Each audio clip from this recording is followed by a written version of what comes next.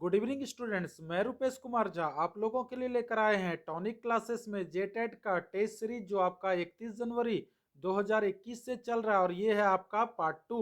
आज आपका चलेगा स्टूडेंट जेटेट का जो है ना 61 से लेके आपका चलेगा क्वेश्चन। तो आज देखते हैं स्टूडेंट 100 क्वेश्चंस का सीरीज रहेगा और ये जेटेट का जो 31 आपका जनवरी 2022 से ये मैराथन आपका चल रहा है और ये हमारे यूट्यूब चैनल का नाम है स्टूडेंट टॉनिक क्लासेस।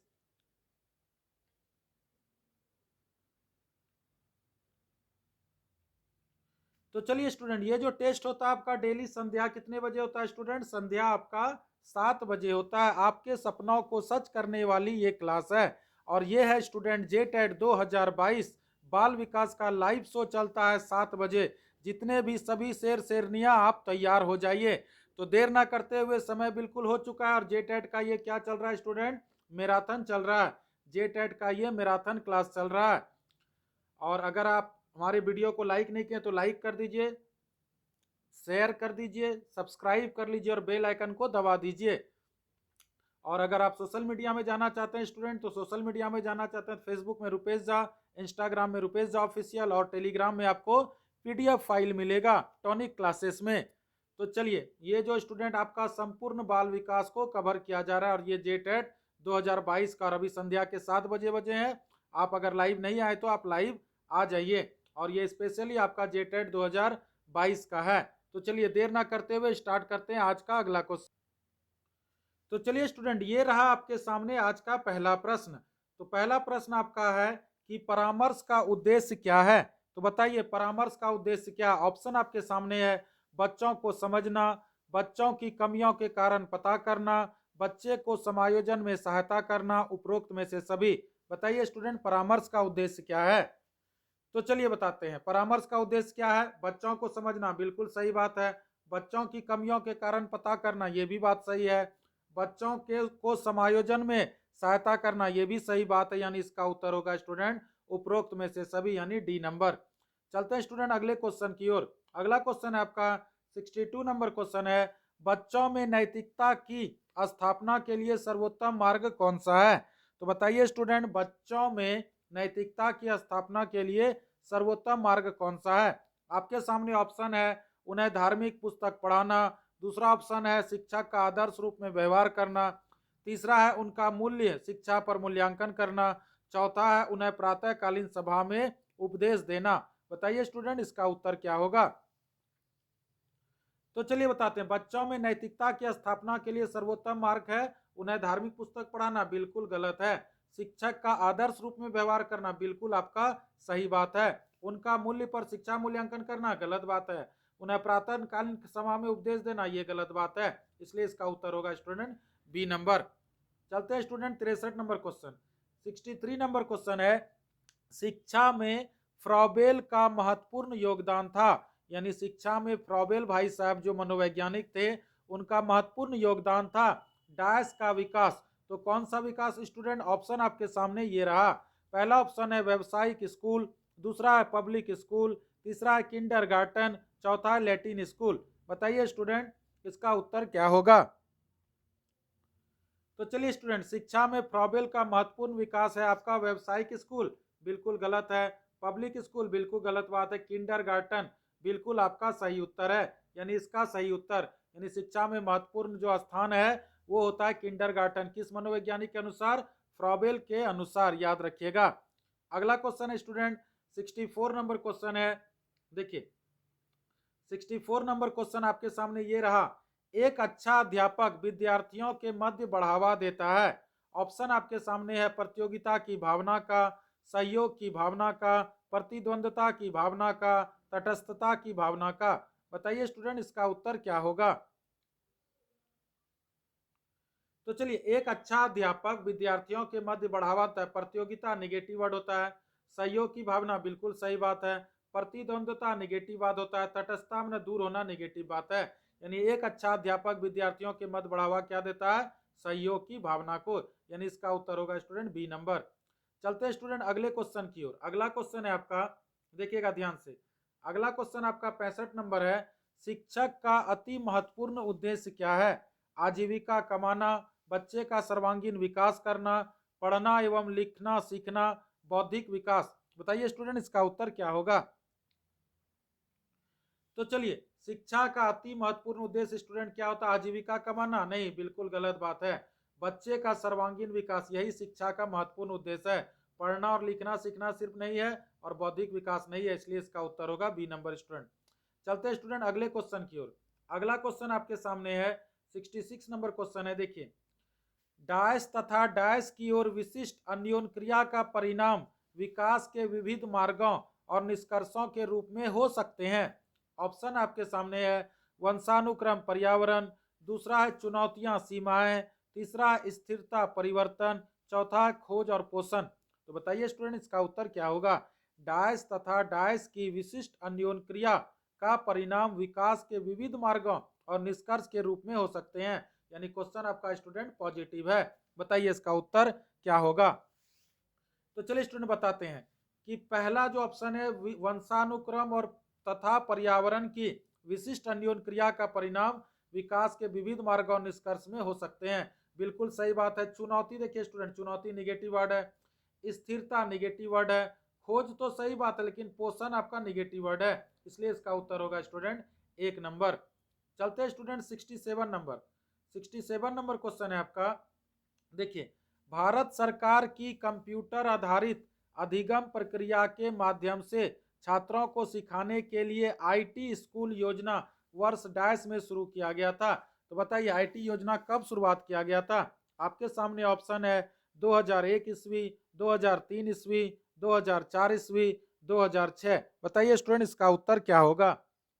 तो चलिए बताते हैं। भारत सरकार की कंप्यूटर आधारित, देखिए भारत सरकार की कंप्यूटर आधारित अधिगम प्रक्रिया से सिखाने के लिए आईटी स्कूल की जो योजना बनी थी स्टूडेंट, वो कब बनी थी, आपका 2004 ईस्वी में बना था, यानी 67 का उत्तर होगा स्टूडेंट सी नंबर।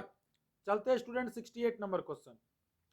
68 नंबर क्वेश्चन है, 6 से 14 वर्ष के बीच के आयु के बच्चों को एक मौलिक अधिकार के रूप में मुफ्त और अनिवार्य शिक्षा देने के उद्देश्य से सर्व शिक्षा अभियान, देखिए क्या है स्टूडेंट क्वेश्चन, सर्व शिक्षा अभियान, ठीक है, सर्व शिक्षा अभियान वर्ष और कितना 6 से 14 वर्ष के आयु के बच्चों को डैश में शुरू किया गया था। कब शुरू किया गया था, 1996 में, 1998 में, 2001 में, 2003 में। बताइए स्टूडेंट इसका उत्तर क्या होगा।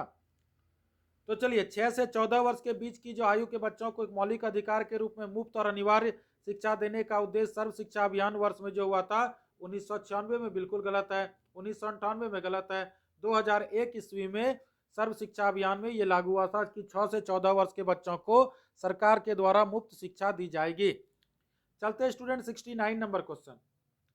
69 नंबर क्वेश्चन है, स्तरीय गुणवत्तापूर्ण शिक्षक शिक्षा के लिए पाठ्यक्रम ढांचा राष्ट्रीय अध्यापक शिक्षा परिषद द्वारा वर्ष डैश में निकाला गया। बताइए स्टूडेंट, उत्तर है आपका 4 ऑप्शन है, 1990, 1992, 1998, 1996। बताइए स्टूडेंट इसका उत्तर क्या होगा। तो चलिए स्टूडेंट बताते हैं, ये सब आपको याद करना होगा। स्तरीय गुणवत्तावर शिक्षक के लिए पाठ्यक्रम ढांचा राष्ट्रीय अध्यापक शिक्षा परिषद द्वारा वर्ष 1990 गलत होगा, 1992 गलत होगा, 1998 में निकाला गया था, इसको याद कर लीजिएगा। चलते हैं student 70 number question. 70 number question आपके सामने ये रहा, निम्नलिखित में से कौन सा महत्वपूर्ण प्रभाव शिक्षण की प्रभावकारिता पर निर्भर करती है। बताइए स्टूडेंट, विद्यालय की संरचना, शिक्षक को विषय की समझ, शिक्षक की योग्यता, शिक्षक की लिखावट। बताइए क्या होगा इसका उत्तर। तो चलिए स्टूडेंट, कौन सा महत्वपूर्ण प्रभाव शिक्षण की प्रभावकारिता पर निर्भर करती है। विद्यालय की संरचना गलत बात है, शिक्षक को विषय की समझ बिल्कुल आपका सही बात है कि प्रभाव शिक्षण की प्रभावकारिता पर निर्भर क्या करती है, शिक्षक को विषय की समझ। शिक्षक की योग्यता के बारे में बात नहीं होता, शिक्षक की लिखावट के बारे में बात नहीं हो रहा, इसलिए इसका उत्तर होगा स्टूडेंट आपका बी नंबर। चलते हैं स्टूडेंट अगले क्वेश्चन की ओर। 71 नंबर क्वेश्चन है आपका, शिक्षक निम्नलिखित के लिए शिक्षण संबंधी सहायता सामग्री का उपयोग करते हैं। ऑप्शन आपके सामने स्टूडेंट, छात्रों को प्रभावित करने के लिए, शिक्षण को रोचक बनाने के लिए, छात्रों को एकाग्रचित बनाने के लिए, छात्रों के अंदर शिक्षण रखने के लिए। बताइए स्टूडेंट इसका उत्तर क्या होगा।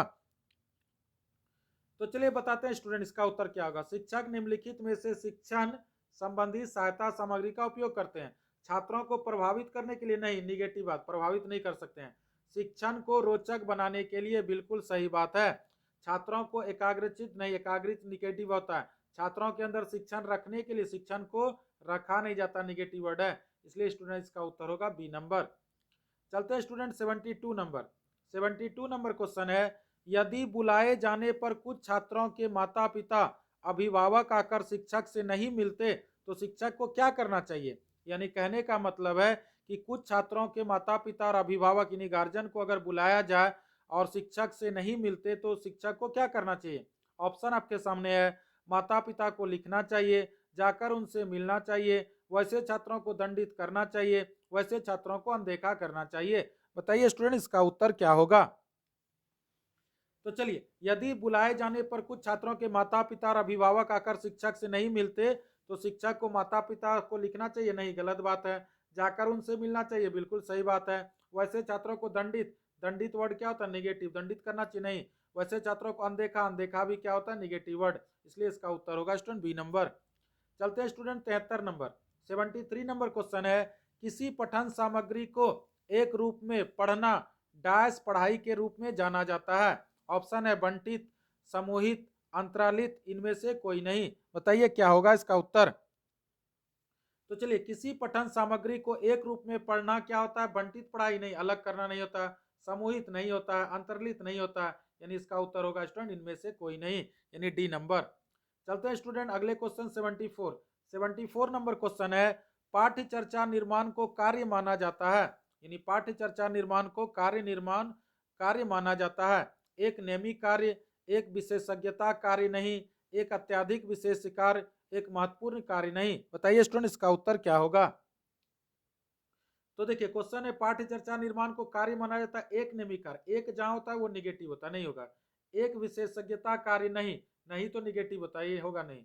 एक अत्याधिक विशेषता कार्य, बिल्कुल आपका सही बात है, अत्याधिक विशेषता कार्य। एक महत्वपूर्ण कार्य, नहीं, नहीं जहां रहेगा वो निगेटिव होता है, इसलिए इसका उत्तर होगा सी नंबर। चलते हैं student 75 number question. 75 number question है आपका, देखिए आंसर इसका दे दिया है, विद्यार्थियों की प्रशंसा की जानी चाहिए एकांत में, अलग से, लोगों के बीच, व्यक्तिगत रूप से। तो विद्यार्थियों की प्रशंसा कब करनी चाहिए, तो विद्यार्थियों की प्रशंसा आपके लोगों के बीच करनी चाहिए, इसका उत्तर दे दिया स्टूडेंट। चलते हैं अगले क्वेश्चन 76 में। 76 है, निम्नलिखित में से क्या उस खांचे या रेंज को सूचित करता है जिसके भीतर किसी योग्यता या गुण के लिए किसी व्यक्ति के प्रवीणता स्तर का फैसला किया जाता है। ऑप्शन आपके सामने है, ग्रेड, दूसरा है अंक, तीसरा है ग्रेड और अंक, दोनों, इनमें से कोई नहीं। बताइए क्या होगा इसका उत्तर। तो चलिए स्टूडेंट, निम्नलिखित में से क्या उस खांचे का रेंज को सूचित करता है जिसके भीतर किसी योग्यता का गुण के लिए किसी व्यक्ति का प्रवीणता स्तर का फैसला किया जाता है। तो इसका उत्तर होगा स्टूडेंट ग्रेड, अंक नहीं होगा, ग्रेड और अंक दोनों नहीं होगा, इनमें से कोई नहीं, यानी इसका उत्तर होगा स्टूडेंट ग्रेड होगा, ए नंबर। चलते हैं स्टूडेंट 77 नंबर। 77 नंबर क्वेश्चन है, अनुसंधान से पता चलता है कि हमारी पढ़ाई का डैश प्रतिशत हिस्सा दृश्य और श्रवण अंगों के माध्यम से ग्रहण किया जाता है। तो बताइए कितना प्रतिशत दृश्य और श्रवण अंगों के माध्यम से ग्रहण किया जाता है, 60%, 85%, 50%, 95%। बताइए स्टूडेंट इसका उत्तर क्या होगा। तो चलिए, अनुसंधान से पता चलता है कि हमारी पढ़ाई का जो होता है स्टूडेंट 60%, गलत बात है, 85% हिस्सा दृश्य और श्रवण अंगों के माध्यम से ग्रहण किया जाता है, इसको याद कर लीजिएगा। अगला क्वेश्चन स्टूडेंट चलते हैं 78 नंबर क्वेश्चन, वर्ग कक्षा के माहौल में एक सकारात्मक पढ़ाई वातावरण स्थापित और मजबूत करने का अधिकार को निश्चयात्मक अनुशासन क्या करता है। ऑप्शन है आपका, बढ़ावा नहीं देता, दूसरा बढ़ावा देता है, तीसरा है से कुछ लेना देना नहीं होता, चौथा है की जरूरत नहीं होती। बताइए स्टूडेंट क्या होगा, और क्वेश्चन आपका पॉजिटिव है। तो चलिए स्टूडेंट बताते हैं कि वर्ग कक्षा के माहौल में एक सकारात्मक, देखिए सकारात्मक क्या होता है, पॉजिटिव, पढ़ाई वातावरण स्थापित और मजबूत करने के लिए अधिकार को निश्चयात्मक अनुशासन बढ़ावा नहीं देता, देखिए नहीं है स्टूडेंट, निगेटिव, ये होगा नहीं, बढ़ावा देता है, बिल्कुल सही बात है। तीसरा है से कुछ लेना देना नहीं, नहीं होता है, निगेटिव, होगा नहीं। की जरूरत नहीं, नहीं क्या होता है, निगेटिव, इसलिए इसका उत्तर होगा स्टूडेंट बी नंबर, बढ़ावा देता है। चलते हैं स्टूडेंट आपका 79 नंबर क्वेश्चन। 79 नंबर क्वेश्चन है, जब किसी शिक्षक पर प्राधिकारी हावी होते हैं या उसे अन्य कार्य करने के लिए विवश किया जाता है तो उसकी क्षमता क्या होगी? कई गुना बढ़ती है, दूसरा है घटती है, तीसरा है अंशतः बढ़ती है, चौथा अप्रभावित रहती है। बताइए स्टूडेंट इसका उत्तर क्या होगा? तो चलिए बताते हैं। जब किसी शिक्षक का प्राधिकारी हावी होता है, हावी का मतलब होता है निगेटिव वर्ड होते हैं, उसे अन्य कार्य के लिए विवश किया जाता है, विवश भी होता है निगेटिव, तो उसकी क्षमता क्या होता है? कई गुना बढ़ती है? नहीं, गलत बात है। घटती है? सही बात है। क्यों? क्योंकि क्वेश्चन आपका निगेटिव है। अंशतः बढ़ती है, ये बात आपका नहीं होगा। अप्रभावित होती? नहीं, ये क्या होता है? घटती है। याद रखिएगा क्वेश्चन देखिए, हावी निगेटिव, विवश निगेटिव, इसलिए घटती है निगेटिव, इसलिए इसका उत्तर बी नंबर। चलते हैं student 80 number question. 80 number question है आपका, छात्रों के सही मूल्यांकन के लिए निम्नलिखित में से किस विधि का प्रयोग किया जाना चाहिए? तो बताइए छात्रों को सही मूल्यांकन के लिए किस विधि का प्रयोग किया जाना चाहिए? रचनात्मक मूल्यांकन, सतत मूल्यांकन, कोर्स के अंत में मूल्यांकन, प्रत्येक छमाही पर मूल्यांकन। बताइए स्टूडेंट इसका उत्तर क्या होगा?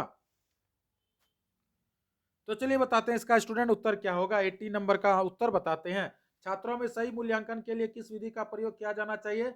रचनात्मक मूल्यांकन नहीं, सतत एवं सतत मूल्यांकन। यानी होता सतत का मतलब होता है निरंतर, जिसको हम लोग कहते हैं रेगुलर इवेल्युएशन। मूल्यांकन को हम लोग अंग्रेजी में इवेल्युएशन कहते हैं। कोर्स के अंत में मूल्यांकन नहीं होगा, प्रत्येक छमाही मूल्यांकन नहीं, इसका उत्तर होगा स्टूडेंट बी नंबर। चलते हैं student 81 number question. 81 number question है, एक शिक्षक को समाज में सम्मान मिलना चाहिए जब एक आदर्श जीवन जीता हो, दूसरा है निष्ठा पूर्वक अपनी ड्यूटी करता हो, तीसरा प्रभावकारी तरीके से पढ़ाने में सक्षम हो, चौथा ये सभी। बताइए स्टूडेंट इसका उत्तर क्या होगा? तो चलिए, एक शिक्षक को समाज में सम्मान मिलना चाहिए जब वह एक आदर्श जीवन जीता हो, बिल्कुल सही बात है। निष्ठा पूर्वक अपनी ड्यूटी करता है, बिल्कुल सही बात है। प्रभावकारी तरीके से पढ़ने में सक्षम है, बिल्कुल सही बात है। यानी इसका उत्तर होगा स्टूडेंट डी नंबर, इसका उत्तर होगा डी नंबर। चलते हैं स्टूडेंट 82 नंबर। 82 नंबर क्वेश्चन है, निम्नलिखित में से किसे आप अधिगम की सबसे उचित परिभाषा मानेंगे? तो निम्नलिखित में से किसे आप अधिगम की सबसे उचित परिभाषा मानेंगे? ऑप्शन आपके सामने है। ए नंबर समस्याएं हल करना, दूसरा होता है विशिष्ट हुनर का विकास करना, तीसरा है आचरण संबंधी प्रवृत्ति का विकास करना, चौथा इनमें से कोई नहीं। बताइए स्टूडेंट इसका उत्तर क्या होगा? तो चलिए बताते हैं। निम्नलिखित में से किसे आप अधिगम की सबसे उचित परिभाषा मानेंगे? समस्या हल करना, समस्या क्या होता है स्टूडेंट? निगेटिव। विशिष्ट हुनर का, विशिष्ट वर्ड ही होता है निगेटिव। आचरण संबंधी प्रवृत्ति का विकास, ये भी नहीं होगा, यानी स्टूडेंट इसका होगा उत्तर इनमें से कोई नहीं, डी नंबर। चलते हैं student 83 number question. 83 number question है, कोई व्यक्ति एक प्रभावकारी तरीके से एक हुनर कैसे सीख सकता है? यानी क्वेश्चन आपका स्टूडेंट पॉजिटिव है। कोई व्यक्ति एक प्रभावकारी तरीके से एक हुनर कैसे सीख सकता है? अवलोकन करके, सुनकर, पढ़कर, खुद करके। बताइए क्या होगा इसका उत्तर? तो चलिए, कोई व्यक्ति एक प्रभावकारी तरीके से एक हुनर कैसे सीखता है? सिर्फ अवलोकन करके नहीं, सुनकर नहीं, पढ़कर नहीं, खुद करके। खुद करके कोई व्यक्ति एक प्रभावकारी तरीके से हुनर सीख सकता है, यानी इसका उत्तर होगा स्टूडेंट डी नंबर। चलते हैं student 84 number question. 84 number question है, वर्णमाला की पहचान डैश वर्ष की आयु में शुरू होती है? 6 वर्ष, 5 वर्ष, 4 वर्ष, 3 वर्ष। बताइए वर्णमाला की पहचान किस वर्ष में शुरू होती है? तो चलिए, वर्णमाला की पहचान जो होती है स्टूडेंट आपका 3 वर्ष में होती है, यानी 84 का डी नंबर। चलते हैं स्टूडेंट आपका 85 नंबर क्वेश्चन। विद्यार्थियों में सामाजिक विकास विकसित करने हेतु एक अध्यापक को चाहिए कि वह जाने। देखिए क्वेश्चन आपका पॉजिटिव है। ऑप्शन है आपका विद्यार्थियों के व्यक्तिगत रुचियों को, दूसरा विद्यार्थियों के शारीरिक विकास को, तीसरा विद्यार्थियों के सभी पक्षों को, चौथा विद्यार्थियों के कार्य निष्पादन को। बताइए स्टूडेंट इसका उत्तर क्या होगा? तो चलिए बताते हैं। विद्यार्थियों के व्यक्तिगत रुचि नहीं, व्यक्तिगत रहेगा निगेटिव वर्ड होता है। व्यक्तिगत क्या होता है? निगेटिव। विद्यार्थियों के शारीरिक विकास, शारीरिक विकास भी निगेटिव होता है। विद्यार्थियों के सभी पक्षों को, बिल्कुल आपका सही उत्तर है। और चौथा विद्यार्थियों का कार्य निष्पादन, ये तो आपका गलत है। यानी विद्यार्थियों के सभी पक्षों को क्या होना चाहिए? सामाजिक विकास विकसित करने हेतु एक अध्यापक को चाहिए। अगले चलते हैं स्टूडेंट 86 नंबर। 86 नंबर क्वेश्चन है, शब्द आइडेंटिकल एलिमेंट्स, जिसको हम लोग हिंदी में कहते हैं समान तत्व, निम्न में से गहन संबंध रखता है? ऑप्शन आपके सामने है। समान परीक्षा, दूसरा सहयोगियों से ईर्षा, तीसरा अधिगम हस्तांतरण, चौथा समूह निर्देशन। बताइए उत्तर क्या होगा? तो चलिए स्टूडेंट, आइडेंटिकल एलिमेंट जिसको समान तत्व कहते हैं, किससे संबंध है? समान परीक्षा, गलत बात है। सहयोगियों से ईर्षा, ईर्षा आपका निगेटिव वर्ड होता है। इससे आपका निगेटिव। अधिगम स्थानांतरण, बिल्कुल आपका सही बात है, समूह निर्देशन होगा नहीं, इसका उत्तर स्टूडेंट सी नंबर होगा। चलते स्टूडेंट 87 नंबर। 87 नंबर क्वेश्चन है, स्फूर्ति अवस्था कहा जाता है। स्फूर्ति अवस्था किसे कहा जाता है? शैशवावस्था, किशोरावस्था, प्रौढ़ावस्था, बाल्यावस्था। बताइए स्टूडेंट इसका उत्तर क्या होगा? तो चलिए पहले बताते हैं, शैशवावस्था जो स्टूडेंट होता है आपका 0 से 2 वर्ष, किशोरावस्था जो होता है वो 12 वर्ष से होता है आपका, देखिए 12 वर्ष से 18 वर्ष को किशोरावस्था कहते हैं। प्रौढ़ावस्था होता है स्टूडेंट 30 वर्ष से 60 वर्ष, और बाल्यावस्था होता है स्टूडेंट 2 वर्ष से 12 वर्ष। बताइए स्फूर्ति अवस्था जो होता है स्टूडेंट वो किसको कहा जाता है? तो स्फूर्ति अवस्था जो होता है स्टूडेंट आपका बाल्यावस्था, यानी 2 वर्ष से 12 वर्ष को ही हम लोग स्फूर्ति अवस्था कहते हैं, याद रखिएगा। चलते हैं स्टूडेंट 88 नंबर। 88 नंबर क्वेश्चन है, वातावरण व बाहरी शक्ति है जो हमें प्रभावित करती है, किसने कहा है? बताइए वातावरण व बाहरी शक्ति है जो हमें प्रभावित करती है, किसने कहा? वुडवर्थ ने कहा, रॉस भाई साहब ने कहा, एनास्टॉसी ने कहा, इनमें से कोई नहीं। बताइए इसका उत्तर क्या होगा? तो चलिए इसको याद कर लीजिएगा कि वातावरण वो बाहरी शक्ति जो हमें प्रभावित करती है, किसने कहा? तो रॉस भाई साहब ने कहा। इसका उत्तर होगा स्टूडेंट बी नंबर। चलते स्टूडेंट 89 नंबर। 89 नंबर क्वेश्चन है, संवेदना ज्ञान की पहली सीढ़ी है, यह कथन किसका है? मानसिक विकास का, शारीरिक विकास का, ध्यान का विकास का, भाषा का विकास का।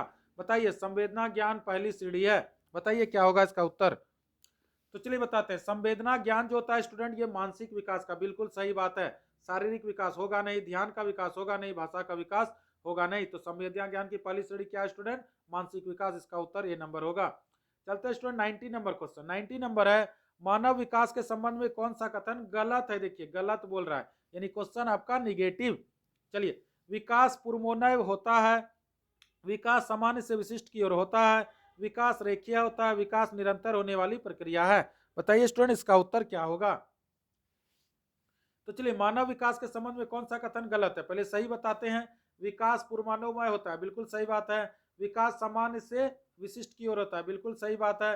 विकास रेखीय होता है, ये आपका स्टूडेंट गलत है। विकास निरंतर होने वाली प्रक्रिया, सही बात है, यानी विकास रेखीय आपका नहीं होता है, यानी एक लाइन से विकास नहीं होता, इसलिए इसका उत्तर स्टूडेंट सी नंबर गलत है, और क्वेश्चन भी गलत है, इसलिए इसका उत्तर होगा सी नंबर। चलते स्टूडेंट 91 नंबर।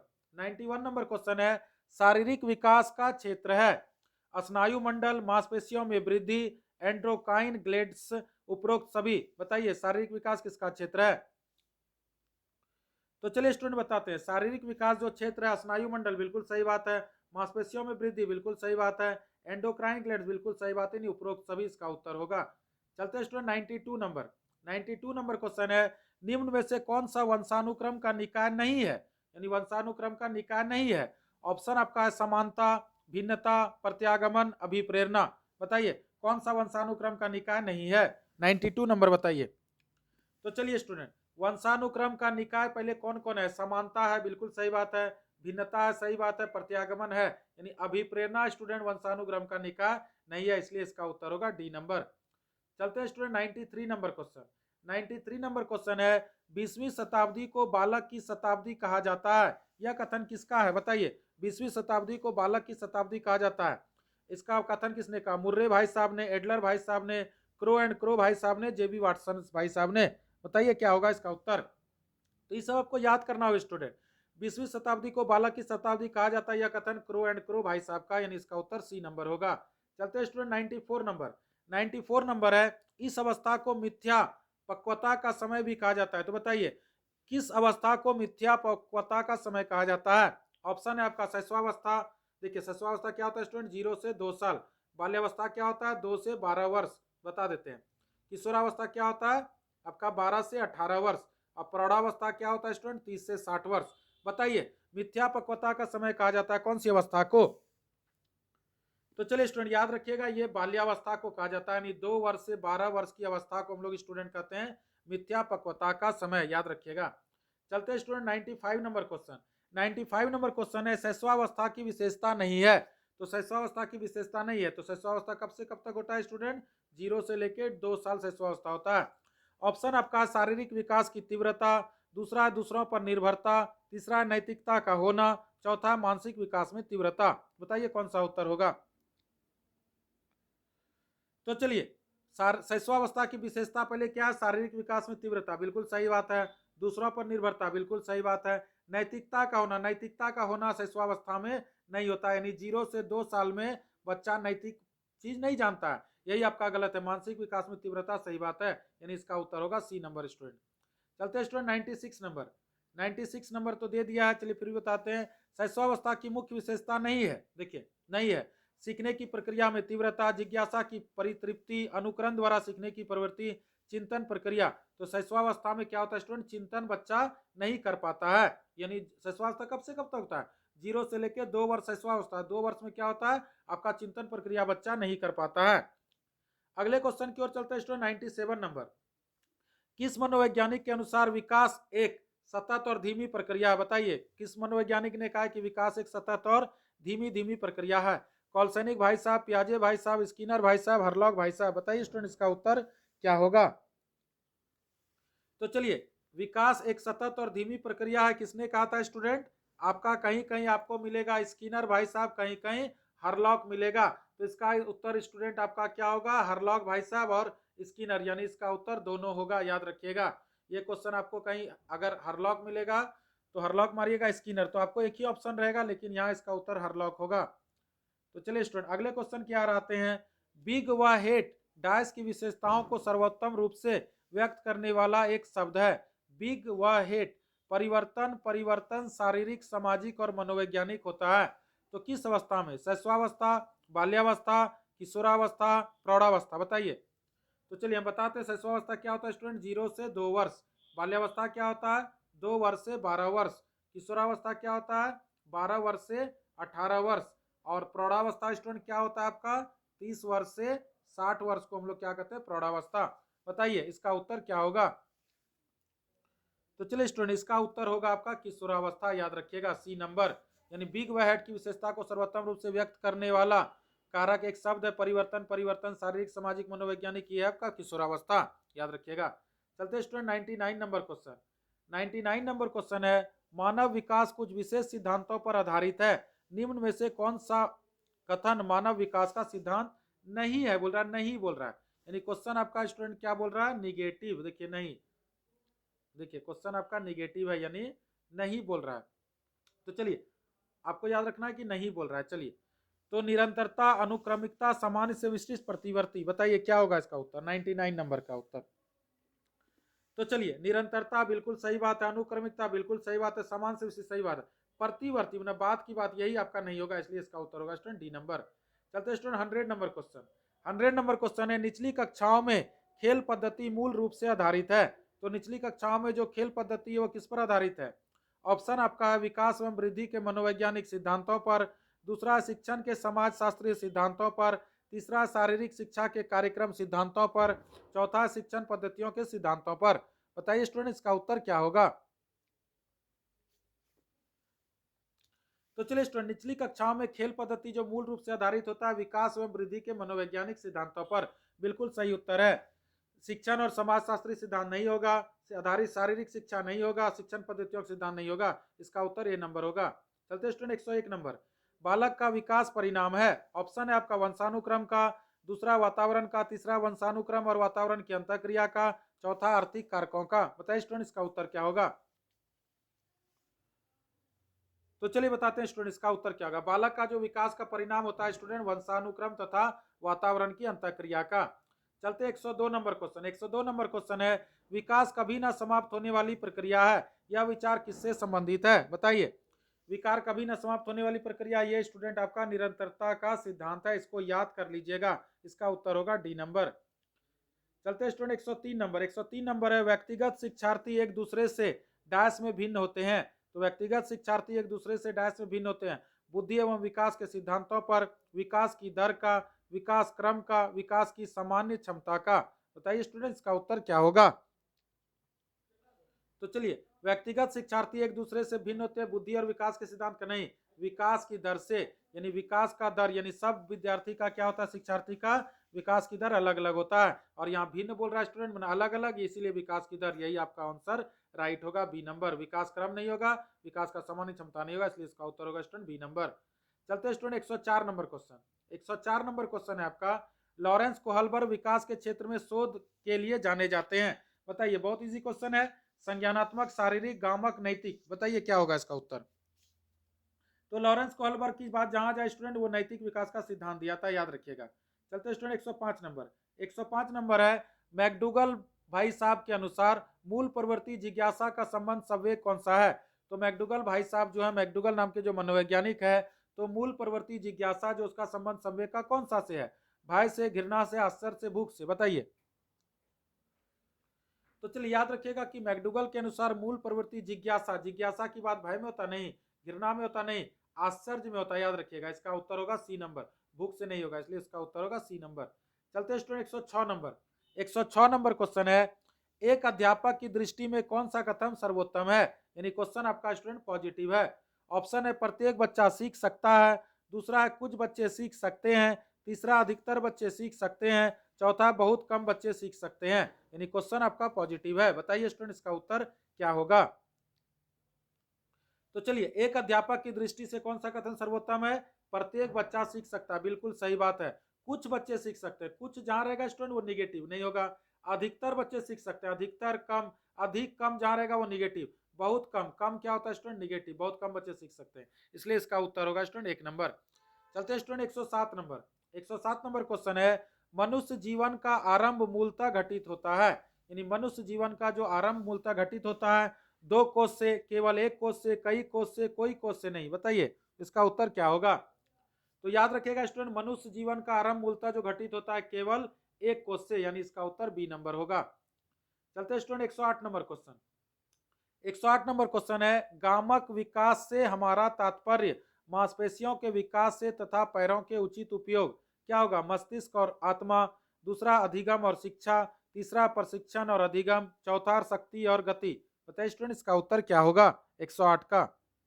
तो चलिए, गामक विकास से हमारा तात्पर्य कि मांसपेशियों के विकास से तब पैरों के उचित क्या होगा, मस्तिष्क और आत्मा नहीं, अधिगम और शिक्षा नहीं, प्रशिक्षण और नहीं, शक्ति और गति। यहाँ बोल रहा है गामक विकास हमारा मांसपेशियों में क्या होता है, शक्ति और गति, इसलिए इसका उत्तर होगा डी नंबर आंसर।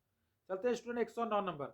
109 नंबर है, डैश की अवस्था तक बालक की दृष्टि और श्रवण इंद्रियां पूर्ण विकसित हो चुकी होती है। बताइए, बालक की जो दृष्टि होती है और श्रवण, सुनने की इंद्रियां पूर्ण विकसित कब हो चुकी है, 3 अथवा 4 वर्ष, 6 अथवा 7 वर्ष, 8 तथा 9 वर्ष, इनमें से कोई नहीं। बताइए क्या होगा। तो याद रखिएगा स्टूडेंट, डायस की अवस्था तक बालक की दृष्टि और श्रवण इंद्रियां पूर्ण रूप से विकसित होती है, ये 8 तथा 9 वर्ष में, यानी इसका उत्तर सी नंबर होगा। चलते हैं स्टूडेंट 110 नंबर क्वेश्चन। इस अवस्था में बालकों में नई खोज करने की और घूमने की प्रवृत्ति बहुत अधिक बढ़ती जाती है। तो कौन सी अवस्था बताइए। शैशवावस्था 0 से 2 साल होता है, उत्तर बाल्यावस्था आपका क्या होता है स्टूडेंट, 6 से 12 वर्ष होता है। चलिए बताते हैं, शैशवावस्था क्या होता है स्टूडेंट आपका 0 से 2 वर्ष, उत्तर बाल्यावस्था क्या होता है आपका 6 से 12 वर्ष, किशोरावस्था कब से होता है 12 से 18 वर्ष, और प्रौढ़ावस्था कब से होता है स्टूडेंट 30 से 60 वर्ष। बताइए इसका उत्तर क्या होगा। बताइए कौन सी अवस्था में नई खोज करने और घूमने की प्रवृत्ति अधिक की जाती है। बताइए इसका उत्तर क्या होगा।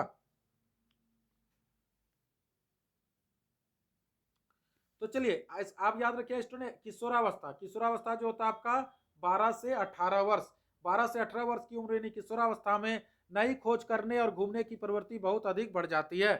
चलते स्टूडेंट आपका 111 नंबर। 111 नंबर क्वेश्चन है आपका, तर्क, जिज्ञासा तथा निरीक्षण शक्ति का विकास होता है किस आयु पर, 7 वर्ष, 11 वर्ष, 9 वर्ष, 6 वर्ष। बताइए। तो तर्क पर आधारित चिंतन रहता है स्टूडेंट आपका किसमें होता है, आपका तर्क पर आधारित चिंतन जो होता है आपका 7 से 11 नहीं, यानी मूर्त संक्रियात्मक आधारित, यानी वो होता है स्टूडेंट 11, 7 से 11। देखिए 2 से 7, 7 से 11, यानी ये क्या होता है स्टूडेंट आपका मूर्त। मूर्त में बच्चा क्या होता है, तर्क, जिज्ञासा, निरीक्षण शक्ति का विकास हो जाता है, वो 11 वर्ष में उसका पूरी तरह से विकास हो जाता है, यानी वो अमूर्त संक्रियात्मक अवस्था में बच्चा पहुंच जाता है। और अमूर्त संक्रियात्मक कब से कब तक होता है, 11 से 15। तो तर्क, जिज्ञासा, निरीक्षण शक्ति का विकास जो होता है स्टूडेंट वो 11 वर्ष से होता है, याद रखिएगा। अगला क्वेश्चन है, ब्रिजेश भाई साहब के अनुसार उत्तेजना भाग है सामाजिक विकास का, शारीरिक विकास का, संवेगात्मक विकास का, मानसिक विकास का। बताइए स्टूडेंट्स का उत्तर क्या होगा।